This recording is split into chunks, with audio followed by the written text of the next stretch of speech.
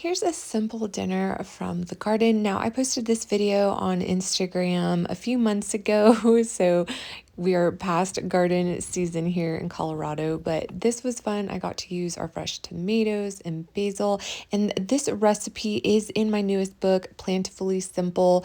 It is available online and in stores. It has been $10 off on Amazon though for a while, so if you're gonna get it, I would get it there. So I'm just gonna blend some basil with a little almond milk, some lemon juice, and a few cashews, some garlic powder and garlic salt that was blowing away in the wind. So I'm going to just make that into a creamy dressing, and this is going to be what flavors the pasta, and it is so delicious. So then I sliced up one of the zucchinis from the garden and sauteed that in a pan with a little garlic salt and gave that a stir. I just like to brown it up and give it a little bit of color. And then I added it to my gluten-free pasta here. And this is one serving, guys, which is huge. It's unbelievable, but it's all about eating a large volume of food for less calories. I added that creamy pesto sauce.